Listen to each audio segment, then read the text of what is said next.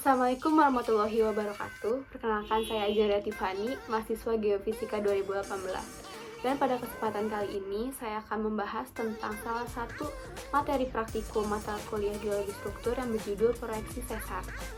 Sesar sendiri memiliki pengertian yaitu bidang rekahan atau zona rekahan pada batuan yang sudah mengalami pergeseran. Pada praktikum proyeksi sesar kali ini yang dibutuhkan adalah milimeter blok, kertas kalkir, busur, jarum, alat tulis, dan juga jangkar, lalu stereonet wolf, dan diagram Ricard. Diagram ini akan menentukan penamaan sesar yang akan kita buat nanti. Langkah yang pertama, kita overlay menggunakan jangka.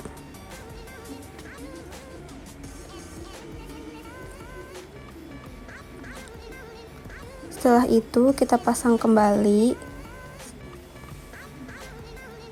Setelah dipasang, lalu kita beri arah mata angin, yaitu ada north, east, south, dan west. Pada proyeksi sesar ini diketahui sebagaimana di soal, itu ada strike and 5 derajat east dengan dip 52 derajat east. Nah, di situ ada pitch 81 derajat north dan diketahui dia merupakan sesar yang turun. Langkah pertama, kita akan membuat strike and dip seperti yang sudah dijelaskan di pertemuan sebelumnya dengan strike 5 derajat east.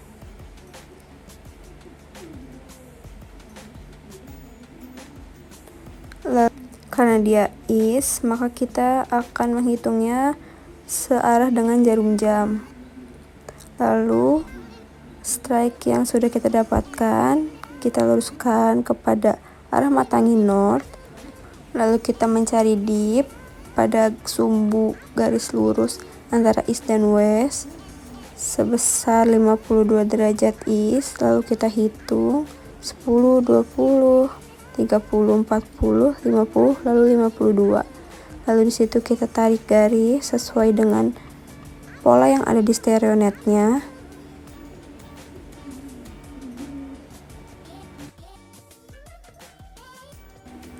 Lalu karena yang diketahui dia merupakan sesar turun, maka di pitch akan diberi tanda berupa panah yang menjauhi titik pusat.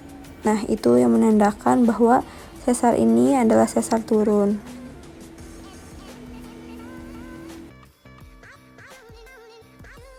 Lalu langkah selanjutnya, dari pitch yang sudah kita ketahui tadi, kita akan mengukur 90 derajat antara ke atas atau ke bawah. Kita lihat dulu. Nah, karena di sini yang muat 90 derajat adalah ke bawah, maka kita akan menghitung 90 derajat ke bawah. Nah, kira-kira didapatkan titiknya di situ 90 derajat. Maka di titik itu merupakan titik sigma 2. Setelah titik sigma 2 diketahui, maka titik sigma 2 ini kita arahkan lurus di antara sumbu east dan west yang lurus itu.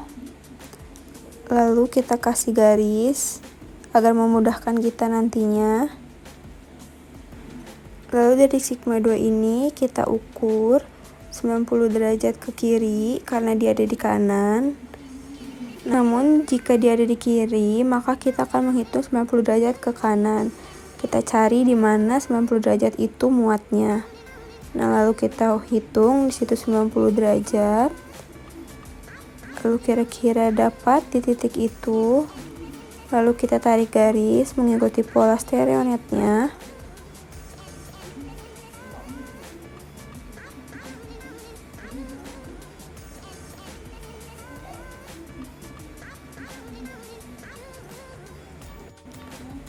Setelah terbentuk dua garis, maka kita akan dapatkan sebuah perpotongan.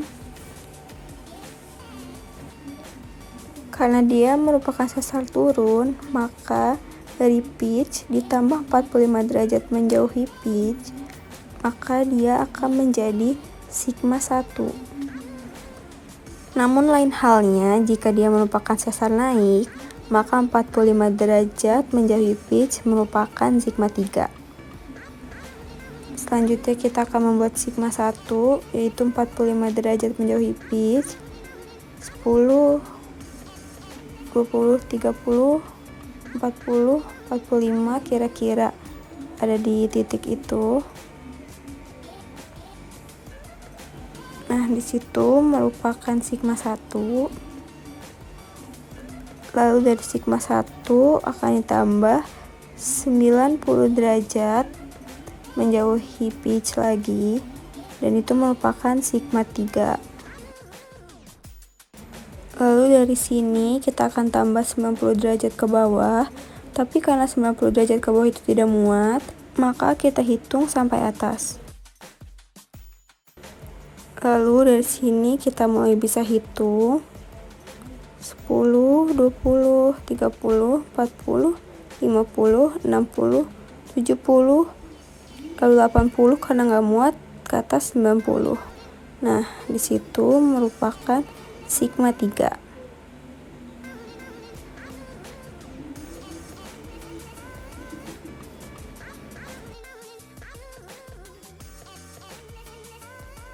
Dari sini kita sudah tahu ada sigma 1, 2, dan 3. Nah, dari ketiga sigma ini kita harus menghitung tren dan plunge-nya. Lalu kita dapatkan tren dari sigma 1 yaitu N 304 derajat is. Lalu kita lanjutkan sigma 2. Nah, sigma 2 ini ketika dihitung kita dapatkan nilai N 180 derajat karena dia sejajar dengan garis sumbu south.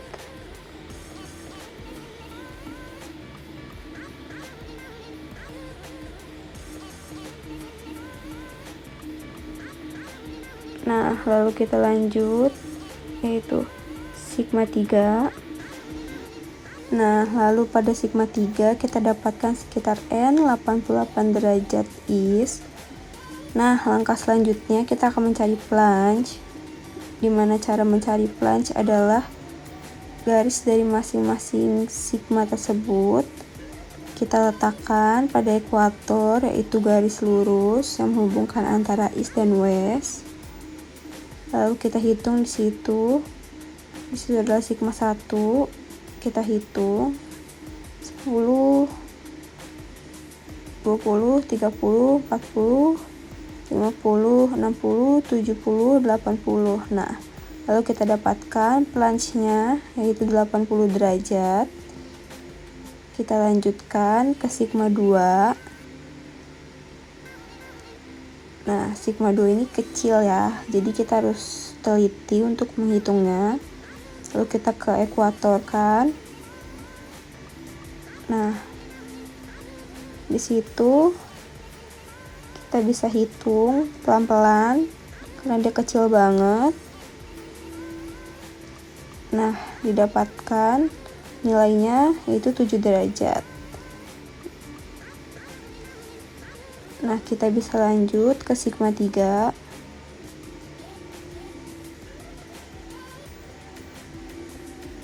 Di situ didapatkan juga nilai sigma 3, plunge-nya itu sebesar 7 derajat.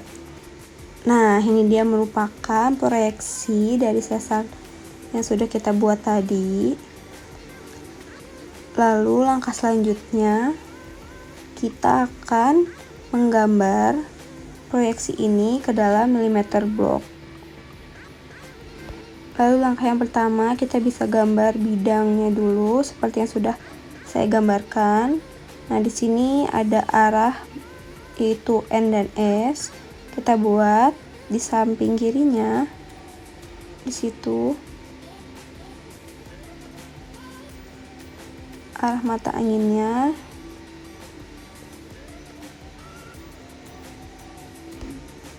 Nah, di situ kita buat arah mata anginnya itu N dan S. lalu di situ adalah is.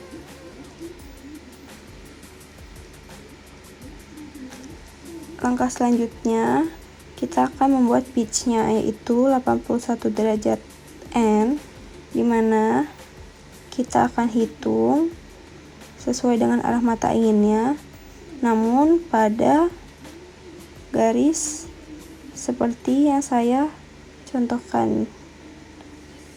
Nah, di situ kita ambil 0, yaitu dari N. Di situ 81.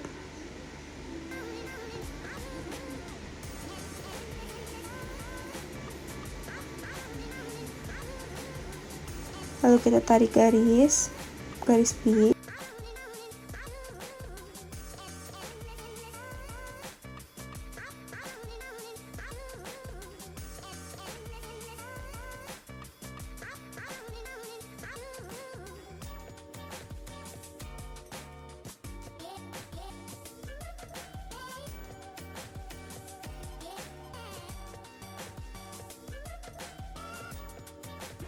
Nah, selanjutnya, karena diketahui bahwa dia adalah sesar turun, maka kita akan menggambar sesuai dengan garis yang di bawah.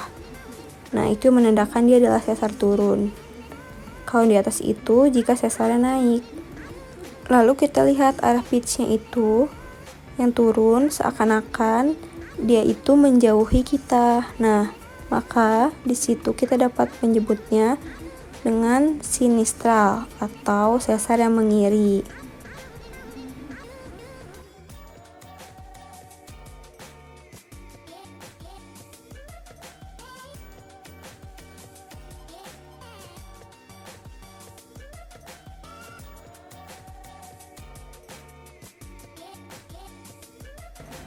Nah, ini merupakan hasil gambar dari sesar yang tadi.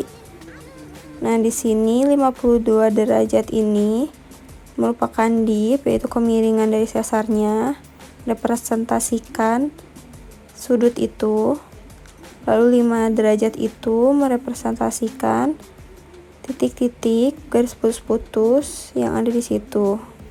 Nah, itu dihitung dari garis bidang yang saya tunjukkan dalam video. Nah, itu berukuran 5 derajat.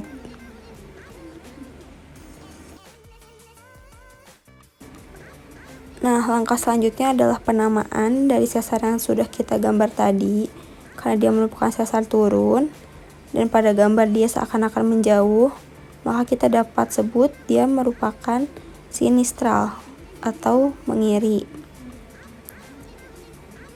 Lalu pada diagram Ricard itu kita dapat lihat kalau dia itu sesar menurun, berarti dia ada dalam kolom yang normal dan dia merupakan sinistral, yaitu left slip, maka penamaannya terdapat pada daerah ini. Karena yang luar ini merepresentasikan pitch 0 hingga 90 dan garis yang dalam ini merepresentasikan dip, semakin ke tengah semakin kecil atau 0.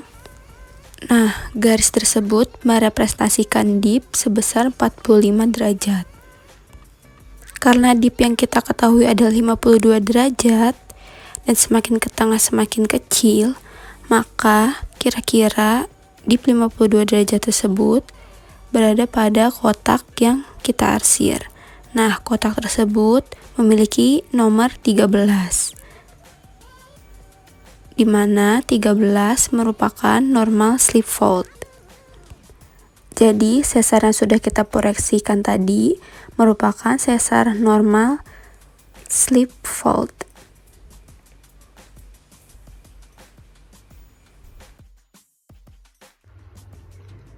Sekian penjelasan saya mengenai materi proyeksi sesar. Semoga bermanfaat dan mudah dipahami. Terima kasih.